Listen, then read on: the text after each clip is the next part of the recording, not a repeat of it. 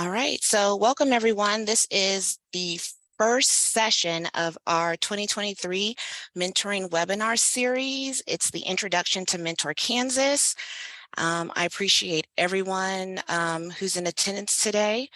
It is a small group, so I feel like if there's any questions along the way, please feel free to say hey or give me a signal, and I'd be happy to go ahead and pause and address whatever questions you have at that time. So, and also there will be time towards the end as well for any sort of additional discussion or questions. So, all right, I am going to go ahead and introduce myself again. My name is Tierney Kirtdoll, and I joined the Kansas Volunteer Commission back in November. So I am really new to this position. So it's been a lot of learning in a very short amount of time. However, I have been with the Kansas Department of Education for a little over 18 years. So I know that sounds like a very long time, as if I just rolled into it from middle school, but I assure you it was definitely after high school. So in my previous position, I was the lead assistant for the Career Standards and Assessment Services team. And my job in that had very many hats, including organizational and logistical management. So much of my job experience and skills, I believe will help me be a resource for mentoring organizations and schools, and to help build capacity of existing and new mentoring programs. So definitely in this first year, I plan to work very closely with our Mentor Kansas Advisory Council and the Kansas Volunteer Commission to gather input and feedback from our partners. That includes you all as we strengthen our visibility within the mentoring community. So a little bit more about me. I am from Topeka, Kansas, born and raised. I graduated from Topeka High, so if you're from here or familiar, you know that is Trojan land, and I have to be biased and say one of the best, or if not the best, high school in Topeka.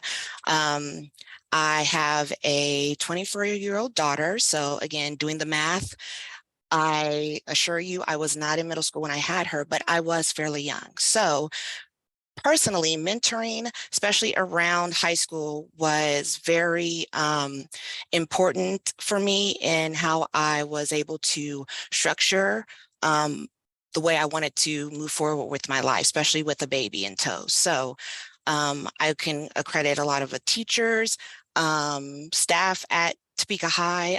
One in particular was actually the nurse.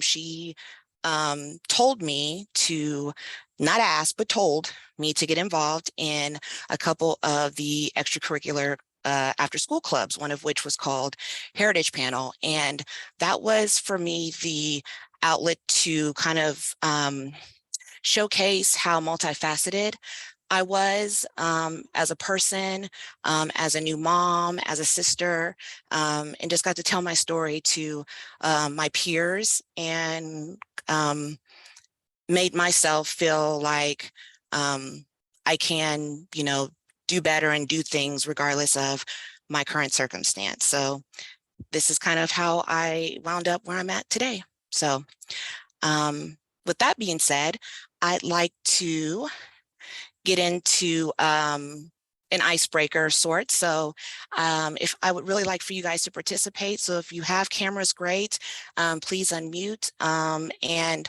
I would like to have you share your name, where you're from, your role. And even though I know that Groundhog, what's his name? I forget his name. He said he saw his shadow. Puxatony Phil? Yeah, Phil. Yeah. He saw his shadow. So 6 more weeks of this thing, even though the data shows that he is like 40% right most of the time. So we'll see, you know. So anyway, in the spirit of today, Groundhog Day, please share your favorite springtime activity. I will get started, and I would say that I actually like spring cleaning, to tell the truth. I love to purge. I love to get rid of stuff just so I can buy new stuff, honestly. So I'm going to pass this on to Sarah Pelabinski, who is actually also on the Kansas Volunteer Commission. Good afternoon, everybody. It's so good to see you. Like she said, my name is Sarah Pajabinski, and I am the School and Community Partnership Coordinator for the Kansas Volunteer Commission. That is a new role with the commission, and I just started in November, like Tierney. I have been employed with the Department of Education for going on 22, with the state of Kansas for 22 and Department of Ed for 7. And I've loved every second of it so far. I'm really excited to get connected with all of our partners and our school districts. My favorite springtime activity is being outdoors. I love to mow the yard. I love to tend to my gardens and be outside with my kids. So I would say enjoying the outdoors as soon as I can. Nice. All right, let's go ahead and just kick this over to Katie. Hi, I'm Katie Hatch. I'm been working at KSD for 3 months now. I was a teacher before that. I'd say my favorite springtime activity would be going on walks when the weather actually gets nice. I'm not a fan of going on walks when it is freezing out like now. But once the weather gets a little bit nicer, then that'll be a fun thing to do, is walk around the neighborhood. Nice, yes, thank you. All right, next on my screen is Jessica. Hi, I'm Jessica Dorsey. I'm the Executive Director of the Kansas Volunteer Commission, and I've been with the commission for 7 years, and I've been here at the State Department of Education for 13 years, and I've been with the state for 16 years. So I really love sending my kids outside to play. And so that works a lot better in the spring and the summertime. We also have really nice trails near our house in Osage City. And so I like to walk the trails as well. And I'm also a really big fan of springtime cleaning as well. I love opening the windows and just having a whole day to clean and reorganize everything in my home. Great, thank you. All right, and last but certainly not least is Lexi. Hi, I'm Lexi Ray. I'm with Boys and Girls Clubs of Topeka. I'm Director of Community Engagement. And I'd say my favorite springtime activity is being able to go outside and do archery shooting. Oh, archery, nice. Let's see.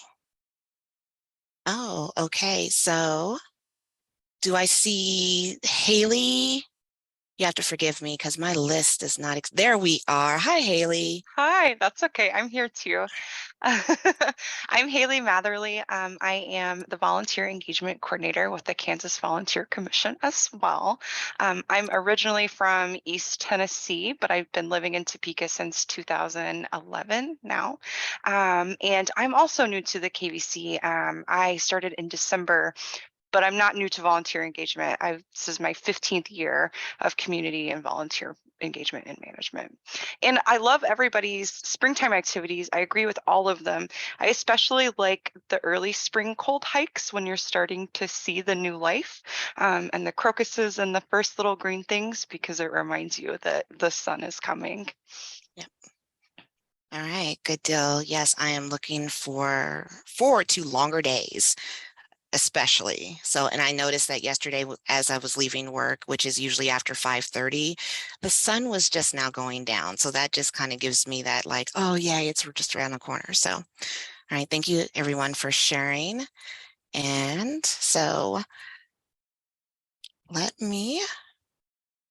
okay, so during this session, I would like to share a little bit more about Mentor Kansas, kind of who we are, what we do, provide an overview of the elements of effective practice for mentoring, and explain the Mentor Kansas Partnership Program, and then just kind of go over some upcoming events that the Kansas Volunteer Commission has coming up. So. Okay, so what is Mentor Kansas? It was launched in 2006 to encourage the positive development of youth through a statewide mentoring initiative and opportunity for young people by building and expanding the mentoring movement. It is a program of the Kansas Volunteer Commission, AKA the Commission, in case you ever hear it abbreviated as such. And the Commission is actually also a part of the Kansas State Department of Education. For almost 17 years, we have worked to increase the quantity and quality of mentoring programs available for Kansas youth. We strongly believe that mentoring is a critical component in supporting young adults and youth, and we are committed to ensuring that every young Kansan has a mentor. We are also an affiliate of Mentor, the National Mentoring Partnership. This is essential because we have access to a variety of resources, training opportunities, and a network of support with other state affiliates to foster and promote quality mentoring relationships. So as we continue to grow, we will be dedicated to increasing and communicating these quality mentoring programs. So before I dive into the elements of effective practice for mentoring and the partnership program, I would like to share how we define mentoring for our program. So mentoring is a consistent and stable relationship between youth and a caring role model or role models that involves regular, ideally face-to-face contact, and is focused on building the character, capabilities, and confidence of the mentee or mentees. So mentoring can be formal in the form of one-to-one, group, peer, community, school, or faith-based, or mentoring that happens informally on a daily basis. Mentoring is one way for individuals to to give youth another person who cares about them, who assures them they are not alone in dealing with day-to-day challenges, and someone who makes them feel like they matter. So as you can see in our mission and vision, especially the vision, every young Kansan develops into a successful, productive, and engaged adult.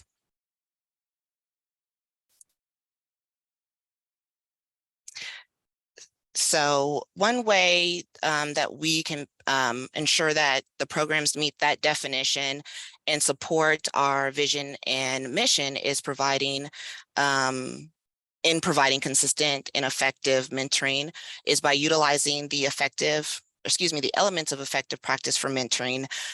So throughout this presentation, you might hear me use EEPM, just to shorten saying the whole elements of effective practice for mentoring.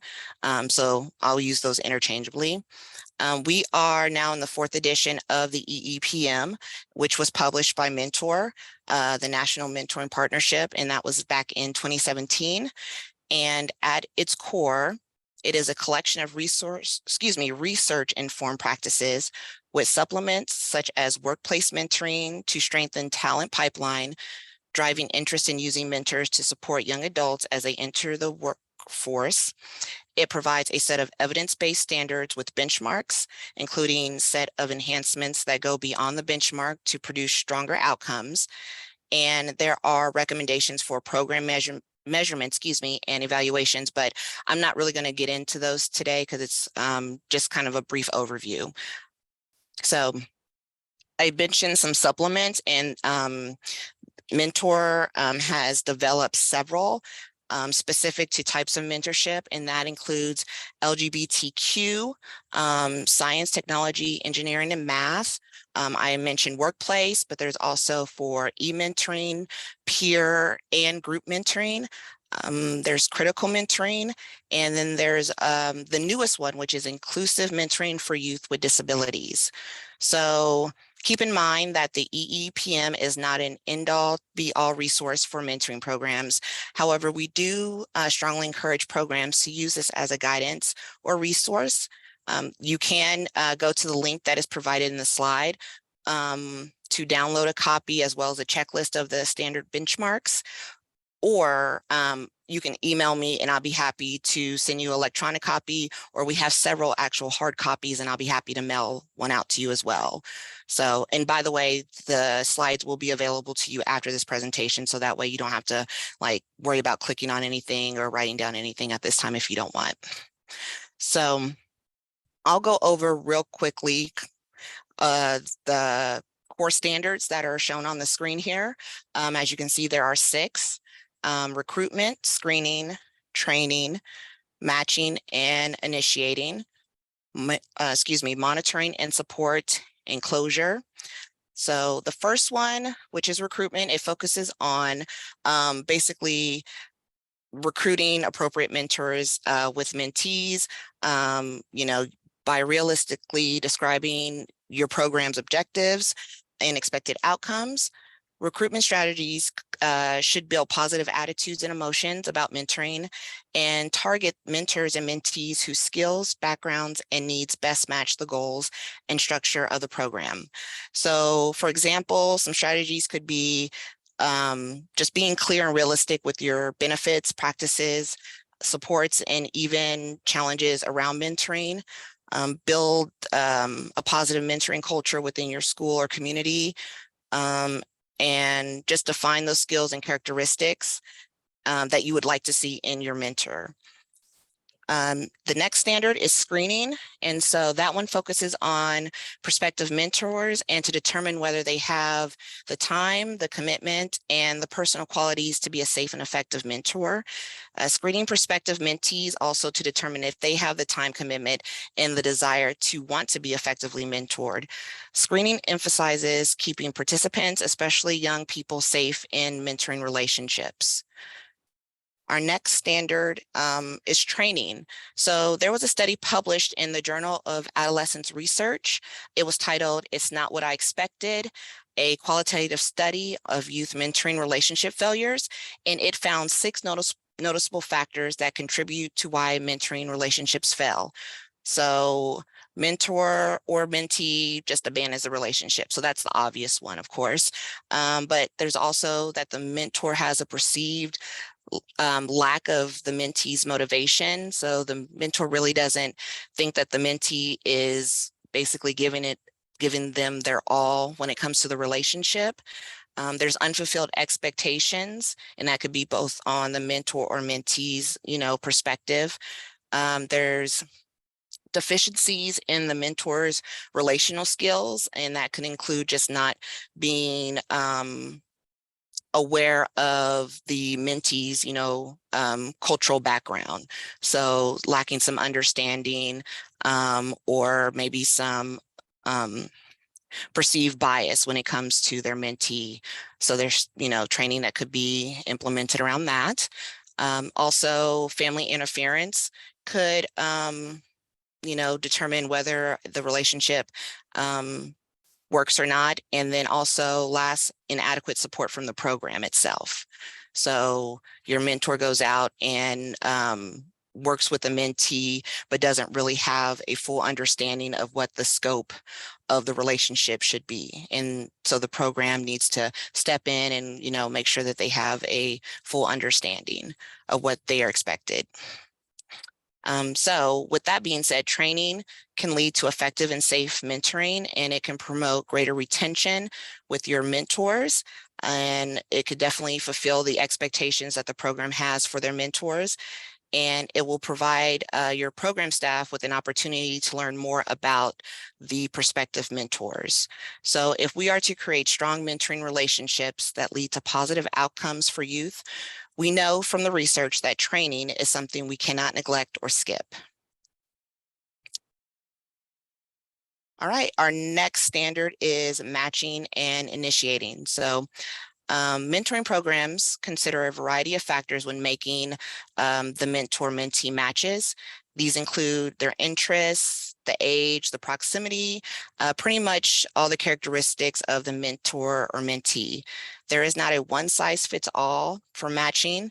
However your program carries it out, though, it should be consistent. Age and the common interest of the two seem to be the strongest factors when supporting an effective match. So I have a question for the group. What are some ways that you think a program could go about gathering matching criteria? And you can just feel free to jump in if you are so inclined.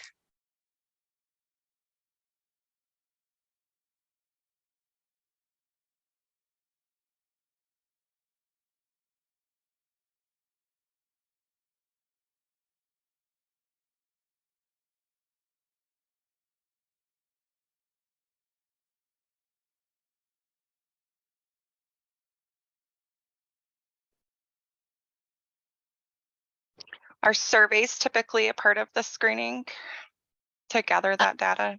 They can be, so that could be part of, I mean, call it inventory and assessment of sorts, interest assessment. So yeah, absolutely. Some other ways can be just through input from other people, staff, the mentee themselves, observations. So that would mean, you know, going in and seeing the mentor in action, so to speak, or during their training. Applications, of course. So, you know, if you're vetting your mentors, you can always put information on the application that would gather some of that information for you. You know, Tierney, I'll also share that a lot of our mentoring programs are also using their informed intuition to make decisions about mentors. Sometimes we find ourselves in this place where we think if someone has applied to be a mentor, then they should inherently have this right to be a mentor. But oftentimes in the mentoring program, they may feel something feels off, or they just can't quite put their finger on it, but they're just not sure that it's going to be a great match or a great mentor experience. And so they can also use their informed intuition to make decisions when they're screening. Yeah, no, that is an excellent point. And of course, they are typically volunteers, so programs do not have to necessarily match someone if they have a feeling about the relationship. So that's a very great point. Thank you, Jessica. Okay, so moving on, the fifth standard is monitoring and support. The goal of monitoring and support is to continue to develop relationships that meet the program's intended design, purpose, and outcomes, and to minimize any risks during the relationship. Mentors and mentees benefit from consistent communication, ongoing learning, and support from their programs. I've highlighted a few of the benchmarks, which are having a clear process for checking in, seeking feedback, and handling problems, communicating regularly with program participants, helping matches find ways to reach their goals, addressing any concerns that there may be between the mentee and mentor, and giving recognition to both the mentors and mentees for their contributions. And our final standard is closure. So it's important to remember that mentoring relationships that end prematurely can lead to negative consequences for the mentees, including declines in indicators for youth development, such as self-worth and confidence. So with that said, communicate closure upfront and throughout the relationship is key. So an example of a benchmark is having an exit interview that can be used to improve the agency, the program, or the organization's practices, basically.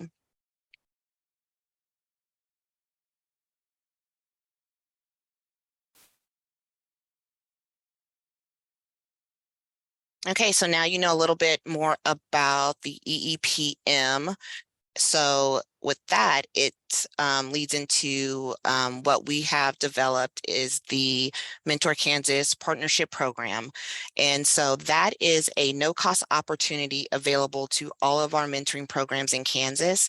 It provides incentives to programs as they move up in our partnership levels. So each partnership level requires a higher commitment to safety standards and the elements of effective practice for mentoring.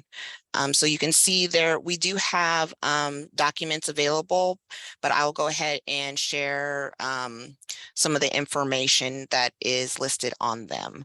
So before we get into that, the process for the program is to invite all of the programs to complete an application, and myself and someone else with the Kansas Volunteer Commission will probably review the applications against the rubric that we have, and then we'll assign a partnership level to the program.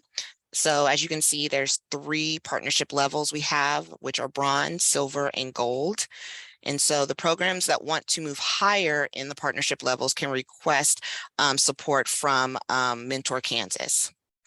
So in order to become a Bronze Star partner, all you would need to do is just complete the application form, and that is an online form that you can access through the link that I have on the slide here, and I'll also be happy to share that. You would need to conduct background checks through KBI or the FBI, as well as the Sex Offender Registry for all of your mentors, volunteers, and staff. You would have to have a valid employer identification number and carry liability insurance. And so for all of that, your benefits will include receiving the Bronze Star logo for your website. So that way you're identified as a partner. You'll be included in our online program directory.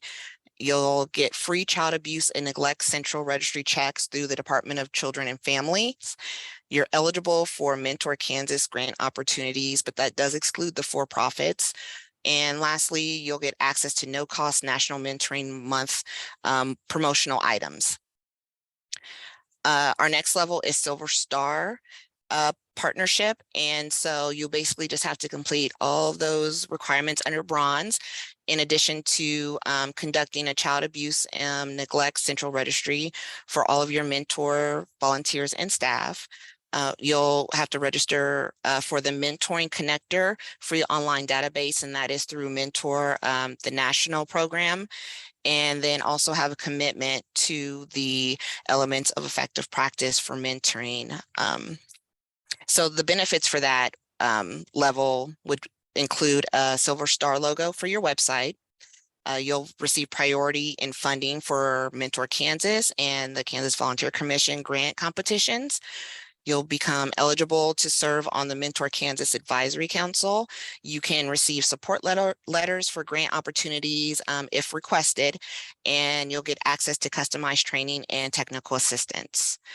And so finally is our Gold Star partnership, and that requires, of course, completing all of the requirements at the Bronze and Silver Star levels, in addition to implementing the elements of effective practice for mentoring and completing the Mentor Kansas Gold Star assessment and participate in continuous improvement process. The benefits, you would get a Mentor Kansas logo lockup with your own program's logo to have on your website. You'll receive a Gold Star logo for your website. You'll have the highest priority funding in Mentor Kansas and Kansas Volunteer Commission grant competitions, and you would be eligible for the State of Kansas Employee Mentoring Leave Program.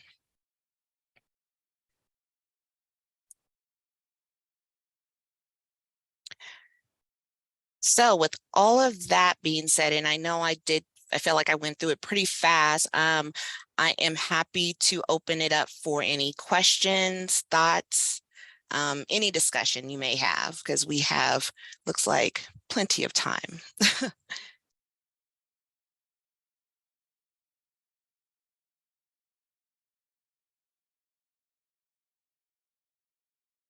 Tierney, how many partners are there approximately? Sorry, there's a murderer outside, which is the mailman. I was like, do you need help, Haley? Ellie is convinced. How many partners are about in each of those levels currently?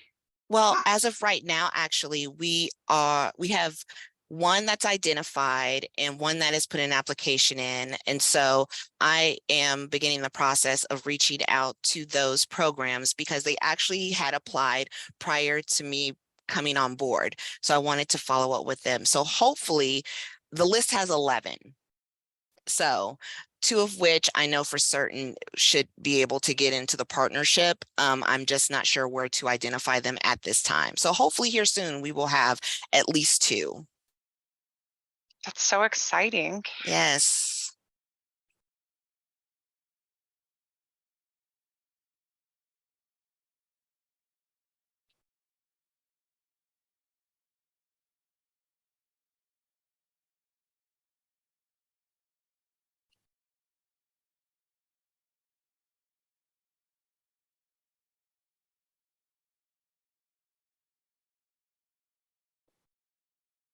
Does anyone else have anything to share? Any questions?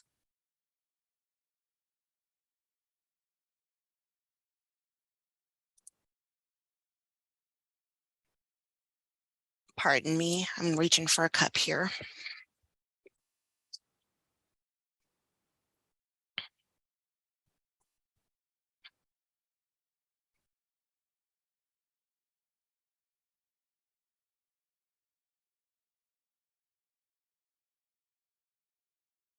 Okay, I believe I've waited the designated amount of time to give people space to think or wanting to speak. I don't know how long that is, to be honest with you. It always feels like forever when it's like so quiet. But again, if something comes up, feel free to jump on in.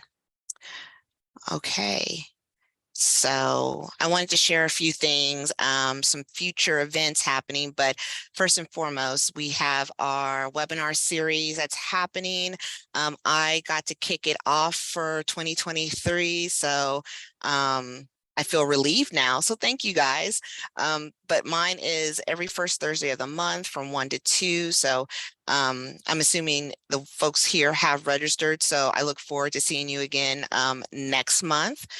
The volunteer engagement webinar series is every second Tuesday of the month, and that's at 10 a.m. And that is hosted by Haley Matherly. And then our civic engagement webinar series is every third Friday of the month at 12. And that will be hosted by Dr. Jessica Dorsey.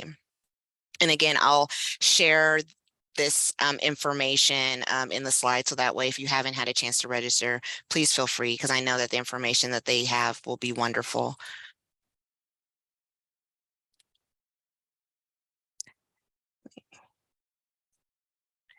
Let's see.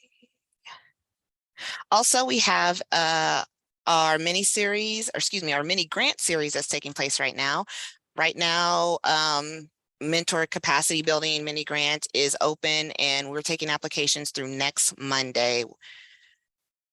And then the volunteer, I believe that's next Monday. Yes. And then we have the volunteer manager support mini grant that was released yesterday. And so that one is now taking applications. And then we have several others that will be happening throughout the year, as you can see, including 2 National Day of Service mini grants, which is for 9/11 National Day of Service, as well as Martin Luther King Jr. National Day of Service. So just keep an eye out, because information for those will be shared as we obviously get closer to those dates. And right now, we are taking, I believe, applications or sign up for the Give Back Kansas Challenge, which is an 8-week challenge that runs from April 17th through June 9th to engage Kansans in employer-supported volunteering, both during and outside the workday.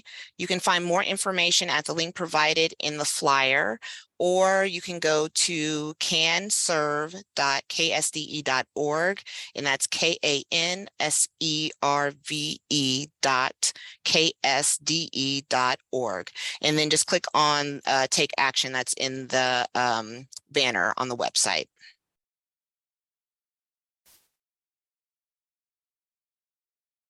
All right, and just again highlighting that the Mentor Capacity Building Grant is taking applications. And just to go over it a little bit, it supports mentoring initiatives that implement or enhance one or more of the elements of effective practice for mentoring and or any of the supplements. So if your group is interested, feel free to go to our website and get some more information and download the application. And again, more information on the Volunteer Manager Support Mini Grant. Those applications will be due on March 1. And this mini grant is for any trainings to enhance the volunteer experience in Kansas and to increase the capacity of volunteer managers to better support their volunteers. And that does include training for mentors. Just something to keep in mind if you think that's something that your program would be interested in. And for our next mentoring webinar, I am highly excited to have Dr. Kelsey Dockman with the Center for Supportive Communities, and Tammy Potts, who is the district coordinator for a mentor program that is in Basehor Linwood School District. And she is also one of the members of our Mentor Kansas Advisory Council. So again, that is our next webinar, and that's March 2nd at 1 o'clock. So look forward to that. And just wanting to share information about how you can stay connected. You can go to our website here. You can also sign up to receive our monthly newsletter, which will have all those, updates and promoting our events. And you see our website right there, and our email address, which is volunteer@ksde.org. You can also invite us to present our information with other groups that might benefit from our resources. And then we also are on social media. And so as you can see, our handles right here, we have Twitter, Facebook, and Instagram.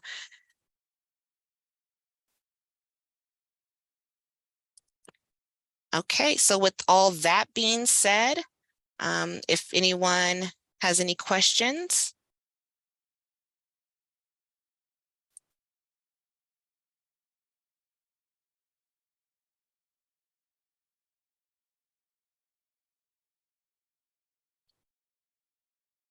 All right, well, I want to say thank you so much for being here and taking time out your day to join me in my very first webinar of the series. And I look forward to seeing you in our future webinars. And again, feel free, my information right here. If you have any questions or just like to get some more information about some of the things that I covered today, don't hesitate to reach out. I hope you guys enjoy the rest of your afternoon, and I hope to see you sometime soon. All right, take care, guys. Thank you. Thank you.